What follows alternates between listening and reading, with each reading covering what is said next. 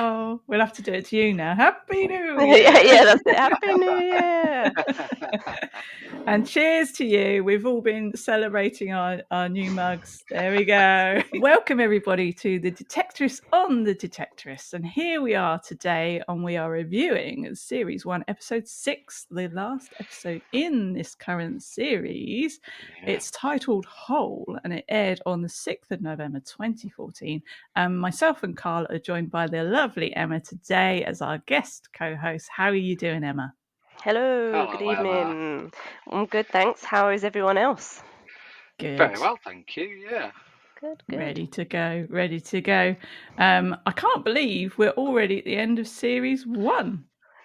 That's gone so quick. It has, yeah, it really has. It really has. And at the end of last episode, we were watching Andy slowly trying to get his life back together. So in light of all the various different bits and pieces happening over at Bishop's farm, a lot of things came to light. So Andy emptied the bins and finally realised that Becky was pregnant. So he got that, and then he chatted that through with Lance, and Lance was like, duh, yeah, all the signs were there. We found out that Sophie used to be an antique researcher, and of course she was the mole, so that's all come out now. Dun. And at the very end of the episode, we saw Bishop being carted off by the police, because as part of that dig that had been taken over by the antique researchers, there had been some bones found and a wedding ring, which Bishop confirmed was his wife's wedding ring. So they carted him off. Oh my goodness. So lots of questions to be answered today. And we start off with the traditional scene 1, and it's Andy and Lance under the lunch tree, with Lance using his binoculars again, looking at the scene, asking him if he'd heard about a chap called Jeff Malzol. I got his name as. It was quite hard to understand what his surname was, but I think that's what it was. And Andy's like, no, haven't heard. What happened? And there's always some terrific gory tale that Lance knows about, isn't there? But yeah, he said he's dead and he fell off Beachy Head. So Andy's like, God, that's unlucky. And of course, you think Beachy Heads, and Lance explains that Jeff liked to detect there because, apart from the terrible things that happen, there's quite often people, when they're split up from the other half, will just lob their wedding ring, over the cliff. And so this guy Jeff liked to detect below and try and find all these rings, but it was up on top, and the wind caught his waterproof jacket. Bless Jeff. Took him over the edge, half acted as his parachute, but only enough to make him contemplate his imminent demise. Didn't slow him down enough to save him. What a way to go, right?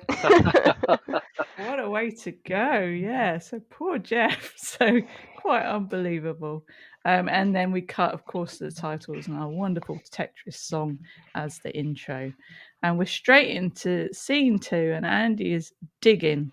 And he's getting really excited, isn't he? He's getting excited because, it's the same signal as gold. And we all do this. We sort of learn the tones on our detectors, don't we? Especially in certain fields. If you've had gold on a certain day, and then you're like, every signal afterwards, you're hoping that it's the same one again, and then you're like, it's the same.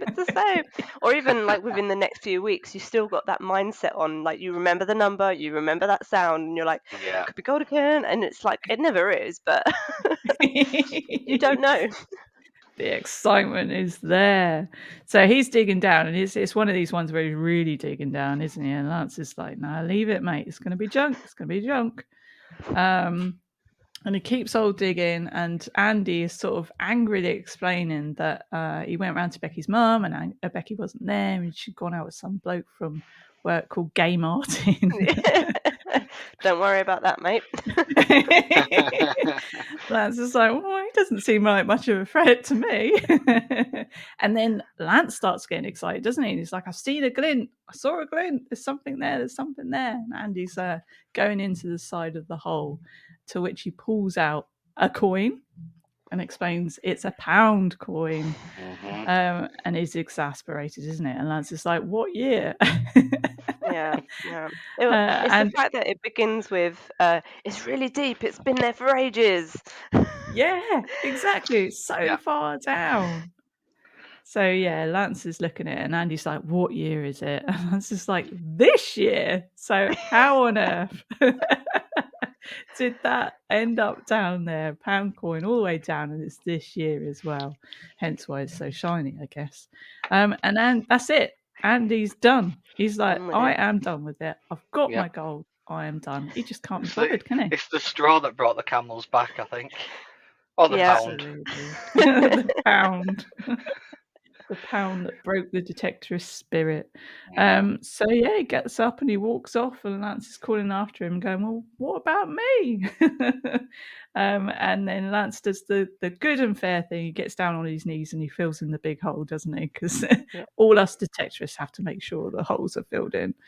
Sensible. And yeah, sensible, responsible. And Andy walks off alone. So yeah, he's really done with it now, I think, guys. He's not happy, is he? Bless Andy. It's not. It's quite a sad moment, really. You never want to be in that position as a detectorist, and you love your hobby that much. And cutting to the next scene where we see him approaching the store.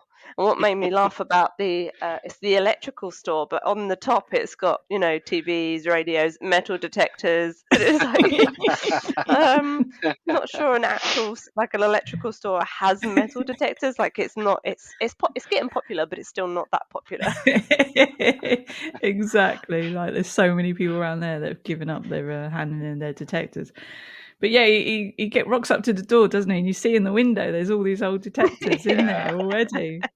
So yeah, he goes in, and a moment later he's coming out with an absolute bundle of cash. So he's done it. He's sold his detector finally. Can't believe it. Can't believe it.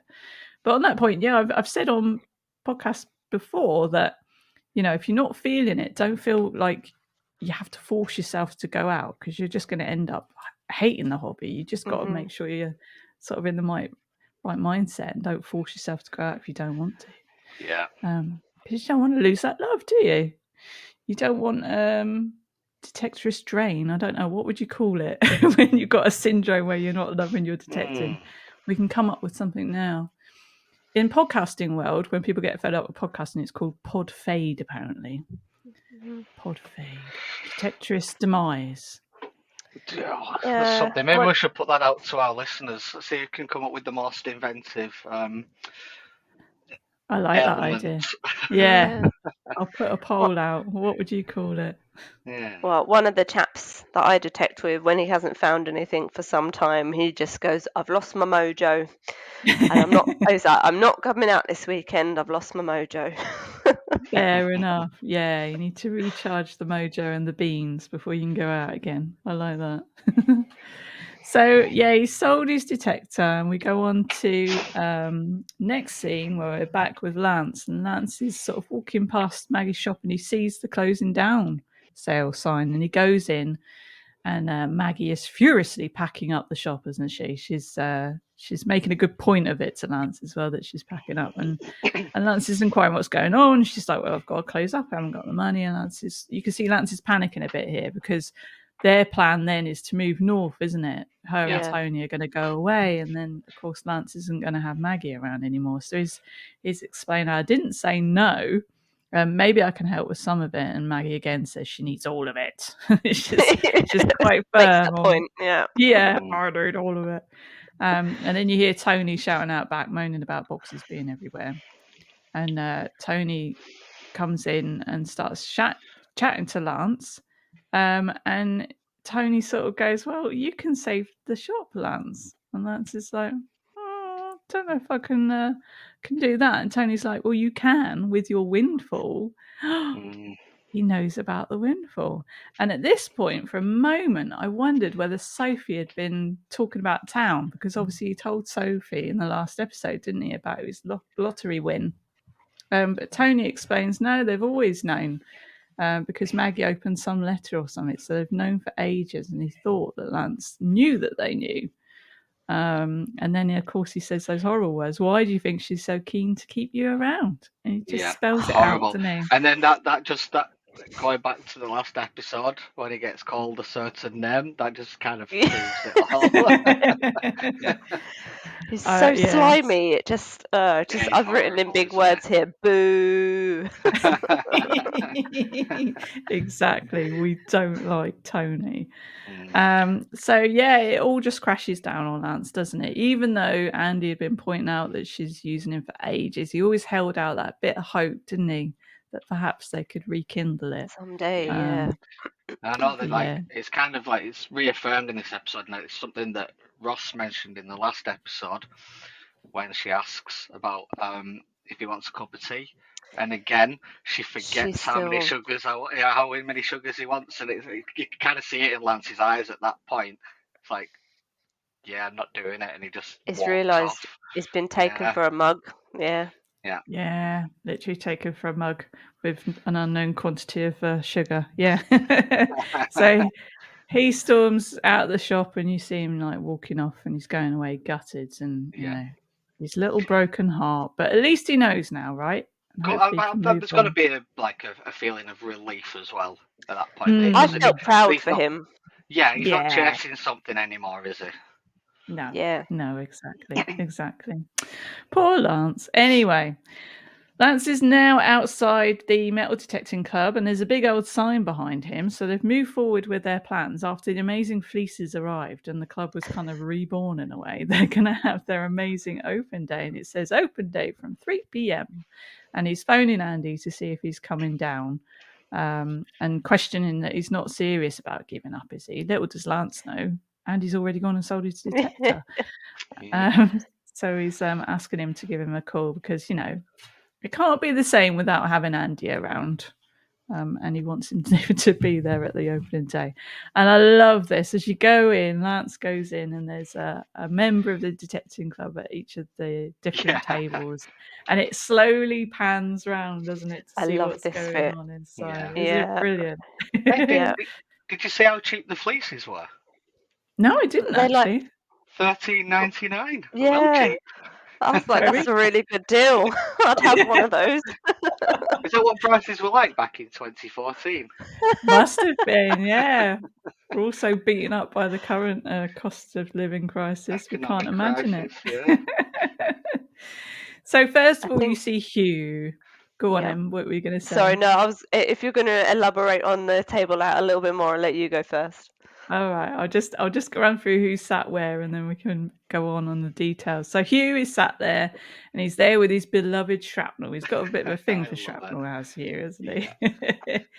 And then Louise and Vard are next door, and they've got the stand with different detectors, and it's saying select and detect. So I was having a sneaky look at what detectors were there, and I couldn't actually really identify any of the ones that were on the stand. Did you have any luck?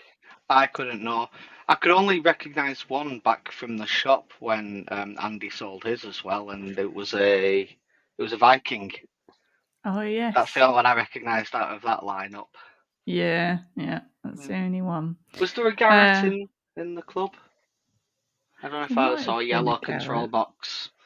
I think there might have been one that an old one called a Tessero, which has like a white coil. It's one of the proper like old school ones, you know, no digital display. It's just the knobs on the thing. Yeah, big square box. I think that might have been on the stand as well.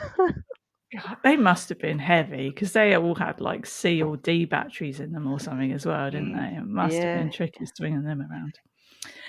So yes, you've got them at the select and detect, and then there's a sign behind where the little kitchen bit is saying free tea, coffee, and orange juice. No mention of Sheila's famous lemonade or anything, which is a bit sad for the folk, but yeah, they're there. And then 50p, have a go detecting in the sandbox. Russell is there very slowly having a go. Having a go. Just a tiny little sandbox. Just like,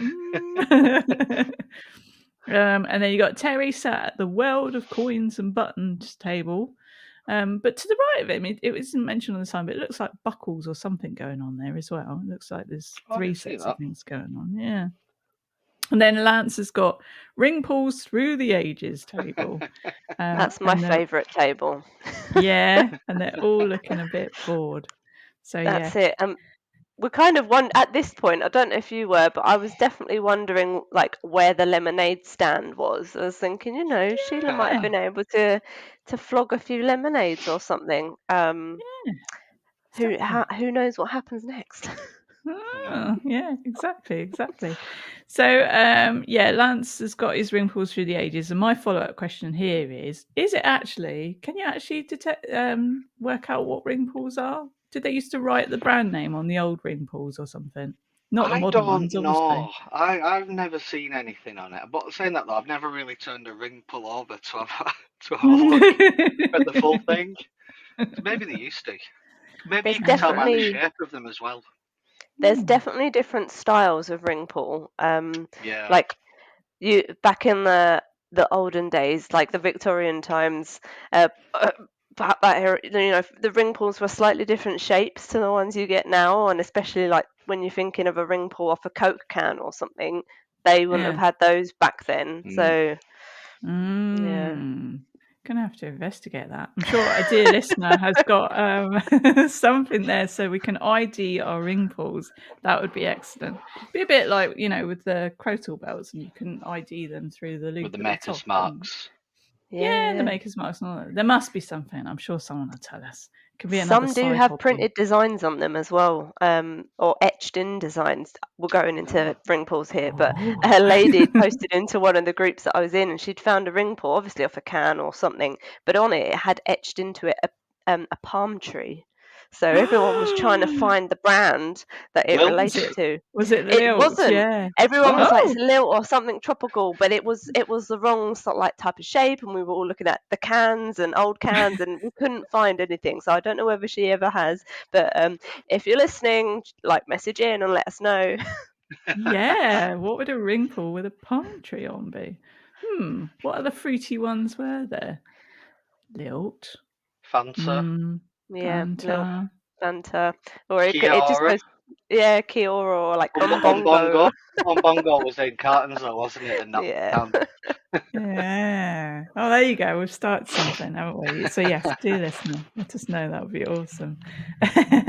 So they're all looking around and they're all looking really bored at this point. And Lance asks the time, and it's 4:45. So we know they started at 3. It's now 4:45. I don't think they've seen a single soul, have they? And Terry is questioning Russell if he handed out all the flyers, and Russell's like, "Yes, I did. Every single one of them." And then we spin round, and Sheila is at the face painting station. That's where Oh, our beloved Sheila. Sheila is. Oh, Sheila. Oh dear. Okay. So Yeah. Sheila's got her gig, and we know Terry is a great supporter of Sheila, and he asks everybody with his eyes to please also support Sheila in whatever the heck she's doing. So he's like, Russell, you can have a go. And he says, all right, Sheila, what can you do? Now, this bit, listeners, is very un-PC, very funny. Warnings. Much like the swear warning on the last episode. So Sheila turns around and says she can turn him into a black man or a Chinese man. To which point, Terry nearly falls over himself and explains that's not appropriate enough. To which point, Russell, with his wit, says perhaps we should all just be made up as clowns, because that's the way he's feeling about the whole situation, isn't he? And Terry's telling him to stay positive. And Russell wants to know, is this a fundraiser or is it a recruitment drive? At which point, Sophie walks in, and Terry's just not impressed, is he? Sophie is on the poop list currently. She's not a fan of the club. And she's protesting her innocence. She's saying that she was a victim. She was used by the antique researchers. And she was told that they, Danesby Metal Detecting Club, was stealing the antique researchers' permissions. We're the bad guys. Yeah. So she was sold down the Swanee, wasn't she? Right and proper. So Lance turns around and says, "You're an idiot. Can't you spot a wanker?" And she goes, "I can. You're a wanker." And so they have a bit of to and fro, don't they? She's playing his own game there, like wanker. Are you? Yeah, I like that. Are you? No, you are. Are you? Yeah. You are. Yeah, I do love her spirit, Sophie. Absolutely. So Terry's saying, well, the damage has been done now. There's nothing she can do about it. But then Sophie's like, well, actually, maybe I can help. So what is Sophie going to do to try and help dig herself out of this big old hole she's got herself in? We might find out later on in the episode. So we move on. Scene 6. We're at Becky's mum's house again, and Andy is again at Becky's feet, basically begging, and he's saying to her, you know, obviously he sold the detector. So she's saying, "Well, you've actually sold it. You know, prove it." Yeah, she doesn't quite believe it. I don't quite believe it, to be in all honesty. But he has, and he shows her the money, the wad of cash, and he's like, "Let's go somewhere crap." So, you know, they're obviously busy mates on top of being partners, and he just wants to take her away, doesn't he? Take her away from it all and make it all better. And she's like, well, you're always going to hold it against me. You know, I've made you, or you've sold your detector to please me, basically, is what she's saying. And he's like, look, I found my gold. And he gives it to Becky. So this is the first point he's actually told Becky he's found the gold, isn't it? Yeah. And it is very clear that is not a stator. That is clearly a normal. So there is a factual error in like episode 3, I think it was, and I think we need to tell Mr. Crook about that. Yes, because we weren't sure if there was some kind of weird reason they did that, but when he found it, it definitely looked like a noble or an angel or a gold hammer, didn't it? Then he was telling Lance it was a stator and flinging a stator at Lance. And now, yeah, when he's showing Becky, it definitely looks like it's reverted back. Yeah, I didn't know if there was a reason for that, but it does just seem like it's an error, which is mad, isn't it? Or maybe he did it on purpose to see if us real detectorists would notice. Who knows? Maybe. Maybe. I think we need to try and ask him. We need to try and ask him. Yeah, we need to get a message to him. Yeah, we all need to bombard him. Let's just badger him for ages. Whoever can get an answer first wins. Yeah, I'll send anyone that can get an answer a mug. There you go. That is my promise to somebody. Yeah, so we'll all end up bombarding his agent now with this question until they relent in giving and gets the answer. So yeah, anyway, he's told him he's found his gold, he gives it to Becky, and he suggests they should melt it down and turn it into a ring. And this is a happy moment, isn't it? And Becky's like, what do you mean? And then, yeah, of course, Andy sort of goes to get down and on one knee and propose to her. And she's like, well, we've split up. And he's like, well, will you be my girlfriend? And then will you marry me? Start the beginning again. I think him suggesting that they melt it down and turn it into a ring shows that he obviously really does love her and he does want to be with her, rather than finding his first gold coin that you would treasure forever. Yeah, exactly. Yeah, I wouldn't be giving up my my gold ring unless it was for a very special reason. I don't even know if it would be the special reason. They can't hear me. It's okay. I'll get in trouble for that when they listen to the episode. So yeah, and she's saying, you know, you'll be sneaking off with Lance behind my back. You'll be going all Brokeback Mountain. I thought that was hilarious. We should pull up that reference. And he says, look, I've come to take you home. She's like, have you? Where is your car? You don't have a car. And she's pointing out basically it's her car and he can't drive. So she's going to have to drive herself home. But yeah, they rekindle on the doorstep of Becky's mum's house, which is lovely to see. Really good news. And I was happy about that myself. So we flip again and we are in the pub, and Sophie and Lance are in the pub talking about Maggie and the money, and Lance is explaining, you know, the situation, and he's obviously understood where he stands in Maggie's life right now. And Sophie said, you know, she's glad he didn't give her the money. And then Bishop rocks up, doesn't he? Bishop comes in the pub, which is a bit of a surprise. He does. We thought he was banged up. So they're both equally as surprised, and he explains that his wife is in Braintree, and they had to release him because it ended up being dog bones, right? Was it dog bones? Yes, dog bones. And then But I want to know how the how his wife's ring was with the dog bones. Had the dog eaten the ring? Must have been, right? The dog must have Yeah. eaten the ring. Strange And then one. he's buried the dog. I don't know. But Or he's lost still it while saying he she was can't find his burying the dogs. dogs. Yeah, maybe. Yeah, Yeah. because he loved those dogs. Yeah, you're onto something there, Em. That'll be that. Do you think she murdered the dogs, buried the dogs and the ring, and then ran up the Braintree? That's what happens. Oh my goodness, she solved the case. So yeah, that's what happened. And then he's saying, you know, he can't find the dogs, and he'd asked the boys to look after the dogs, and Lance was like, "Oh, sorry, they gave us the slip." Of course, the invisible dogs. And Bishop explains, well, it's not surprising, right? Those dogs, little tinkers. So Sophie says Bishop explains everybody's gone. They've left the scene. So the police have gone, the antique researchers, everybody's just gone. Everyone's packed up and left. So do we think it's just that they didn't find anything and they've just given up and not bothered to search the rest of the farm at this point? Yeah. Maybe. Yeah, you're thinking about it, Karl. Yeah. I think part of it was, I reckon they got a hint of possibly his wife being buried there as well. And when they didn't find her, they probably had no reason to carry on searching anymore.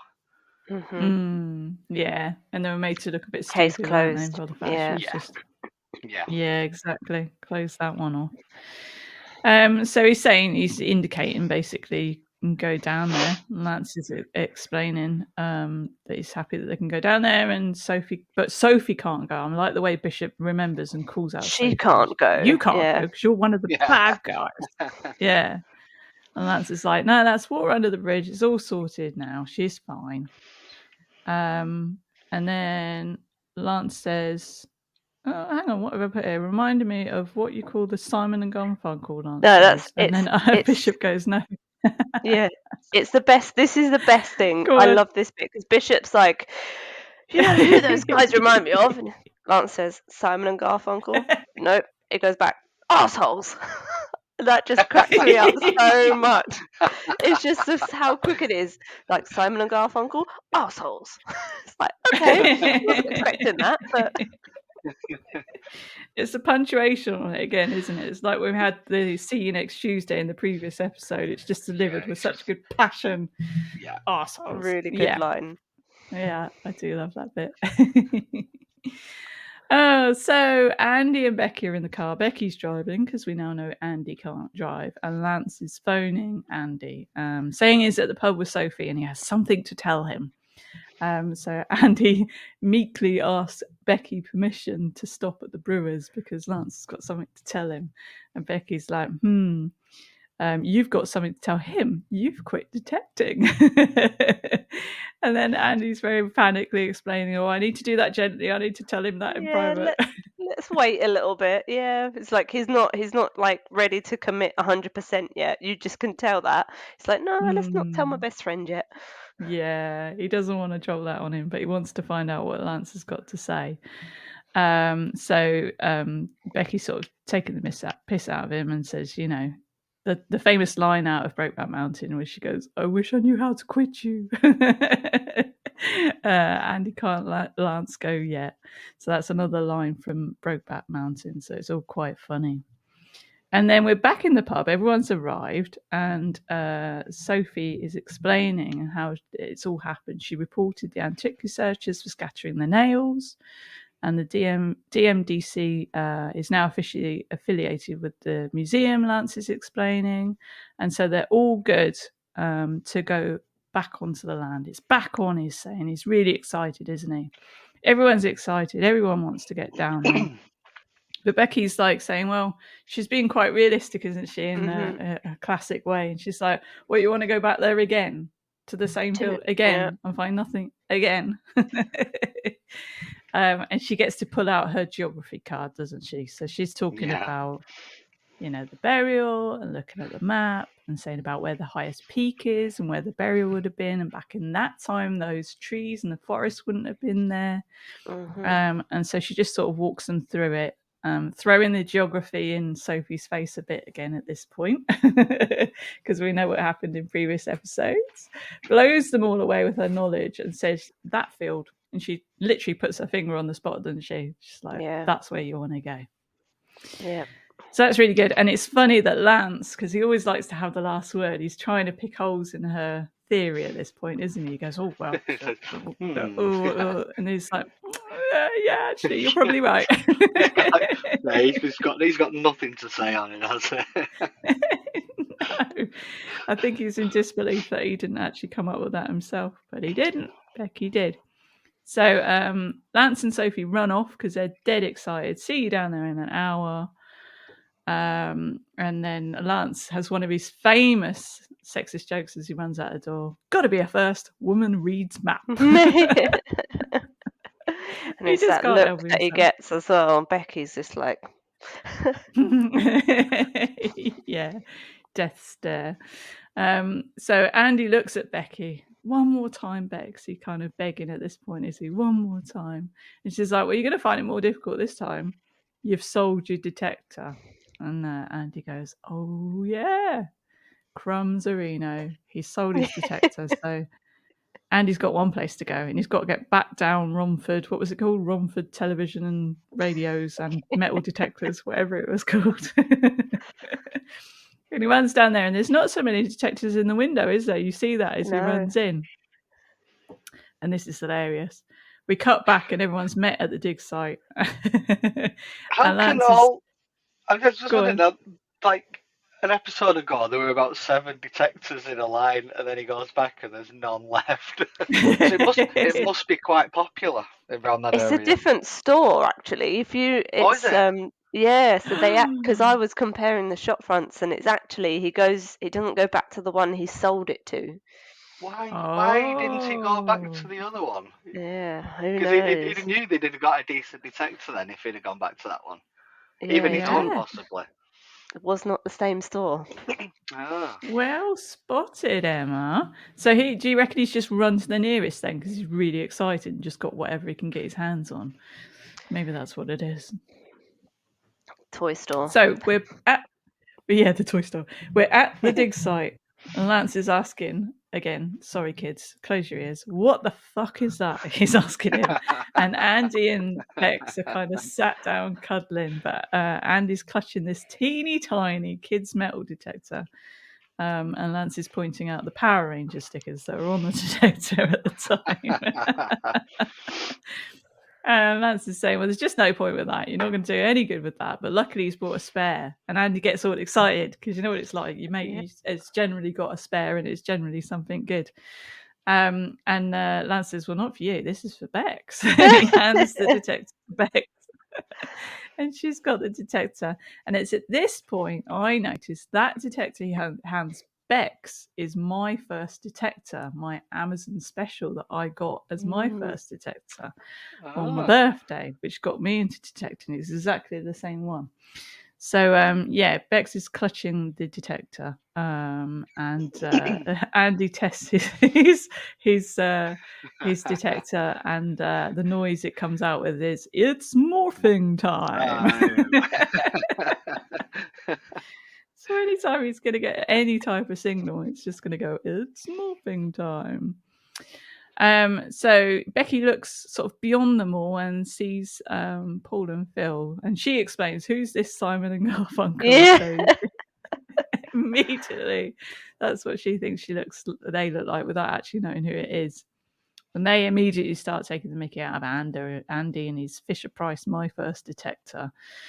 And they're just kind of like teasing them a bit, saying that they're going to get the dig back. And due to the shoddy operation that Andy and Lance are obviously going to do. So they're just trying to wind them up, really, isn't it? And they're just going back to their evil ways because they're a bit sour at the fact that they've lost the permission due to their copper nail scattering and all the rest of it.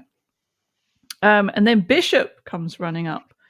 Telling him to get off his land. He doesn't like Simon and Garfunkel at all. He wants them to go, and they're claiming public right of way. And Bishop says he's going to set the dogs on them. And you just see everybody going, oh. Eye rolling. Really, Yeah, the blooming invisible dogs. So he shouts at dogs, nothing happens. Shouts at dog again, and lo and behold, 2 lovely doggies come running out and barking, don't there? There's actually 2 dogs, and they chase Simon and Garfunkel away. So at first I was like, are these the invisible dogs? Have they been there Yeah. the whole time? And Andy asks, oh, you found the dogs then? Bishop explains, no, these are new ones. These are ex-forensic sniffer dogs. And Sophie says, they're lovely. And Bishop says, I'll be off and let me know if you find some treasure. So they're all happy. They've seen off Simon and Garfunkel. And they all sort of set on their way, don't they? Going off deciding which area of the field they're going to tackle. It's all very exciting. So Sophie goes off one direction. Andy and Becky together go off in another direction. Andy's like, oh, we can swap detectors if you like. He wants to get hold of a slightly better detector because, I'll be able to use that one a bit better. So it's a bit more technical.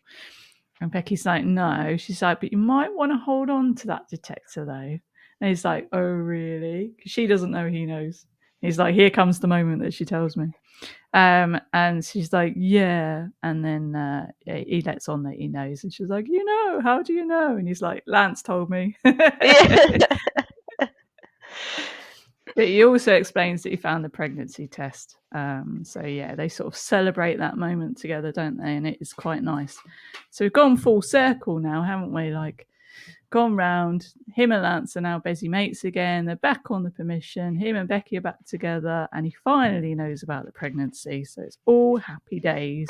And it's a nice little scene, really, that they're all off sort of doing their own little detecting, and there's happy music and stuff. Yeah. I was actually watching this scene, and like you said before, you saw that Becky was given the Amazon special, and it was at this point I was looking at everyone's machines thinking, they're showing a really good range of metal detectors here. They're not actually just all got Minelab or something. They're, Lance has got the Minelab primarily, and Andy's on the Deus, and then the Amazon special comes out, and they're even whacking out the toy version, the Power Ranger version, and then we see the other members of the Danebury Metal Detecting Club also using different machines. So I was like, it's pretty good there to show that they're not like favoring one machine over another. Yeah, that is good, isn't it? Really good. They've shared the love between the different manufacturers as they should. And there was even that point earlier on in an episode, wasn't there, when I think Lance was reading a magazine and they'd sort of combined and blended, hadn't they? Treasure Hunting magazine and the Searcher, and it was like Treasure Searcher magazine or something. Someone pointed that out. Yeah, I think Ellie did. Yeah, really, really good. Sophie, so yeah, they're all going around. Yeah. So Sophie is using the machine that I first used. It's a Technetics machine. So again, bit of everything. Nice. Yeah, when we first saw Sophie's machine, we weren't quite sure whether it was an actual proper machine, and we did have to Google it on the episode, but you've just confirmed it there for us. Yep. Good machine? It was a good machine. I had that for 2 years before I upgraded, and I'd found, I found my first piece of gold with that machine, and it only took me 3 months. So I was just like, trusty machine. Oh, you're one of them people. One of them. Yeah, it's all just so easy. Well, you say it took me 3 months to find my first gold with that machine, but that machine I could not pull a hammered out of the coin for literally about 2 years, and it was right before I upgraded the machine that I actually had a hammered coin with it. So I didn't have a hammered coin for 2 years. I'll beat you on that one. It took me 5.5 years to find a hammered coin. Wow, I got there in the end though. Perseverance. That's what it was. Yeah, it just goes to show you got to walk over it, haven't you? That is what's going to happen. You've got to. It doesn't matter what machine you have. If it's there, it'll find it. Yeah, absolutely. Even the Amazon specials, absolutely. Yeah. So it's all nice. Everyone's detecting, and you see Sophie and Becky stop for a cuppa, and then Lance and Andy are close to each other, and Lance is quizzing him on why he wants to give it up, and he's saying, "Well, Becky, she can't comprehend it." And Lance is just explaining, she doesn't need to, And then Lance goes off on one about how many train spotters are women, or how many women advertise their record collections. And then I've put a note here, I do that. I do. I've got my record collection next to me and it is advertised. How else do you find things, people? So yeah, Lance is going off on a bit of a generalization about hobbies, but he's just trying to make the point that, people have separate hobbies is what I'm thinking he's trying to say, and you don't have to love everything together. Kind of makes it interesting to have separate hobbies, and then you can bore your partner with the details on said hobby as well if you want to. So yeah, they're going along, and then Lance gets a signal, and he's talking about his mate with a cactus, and he's talking about men go mad on hobbies, and then they'll have millions of cactus or cacti, and women wouldn't get loads of cacti.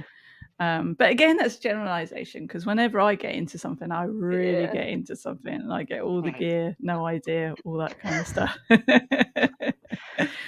So anyway, we watch eagerly seeing what Lance is going to pull out of the ground. He gets something out and he's looking at it closely, and then he tells us all it's an 1986 Shandy Bass ring pull. So he's got another ring pull for the collection. Yeah. Whoop, whoop. I used to love Shandy Bass. And I remember as a kid, I used to think it was actual beer. So I'd always be trying to get like a proper Shandy Bass. 0.05%. Yeah, acting all drunk. So Andy says, pub, there's always tomorrow. So Lance fills in his hole, and it pans to, it sort of pans down the camera, doesn't it? You see the camera like you're going underground. Have you seen my YouTube intro? Yes, that's where I got the inspiration from for that. Yes, that is bang on. That's exactly what you've done. Yeah.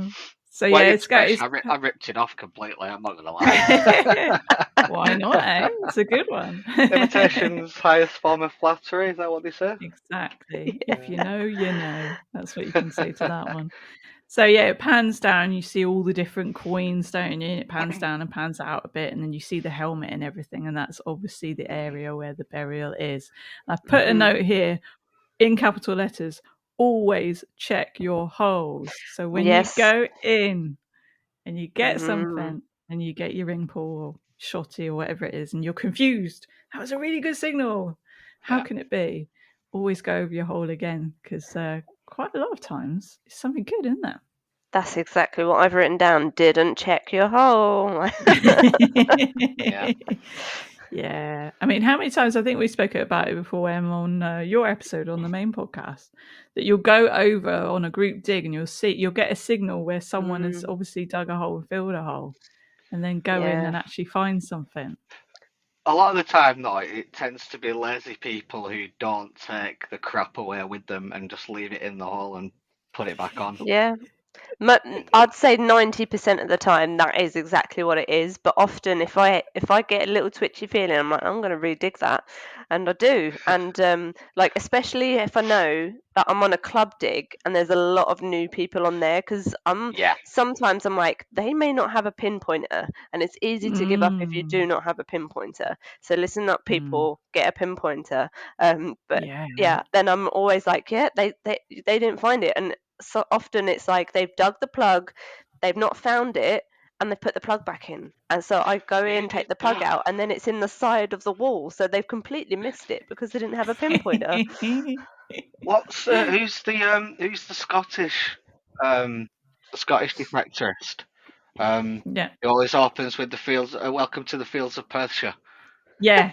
He was at Detectable a few years ago, and he was going over someone's hole, and someone had left a hammered gold next to it. I'm pretty sure it's him.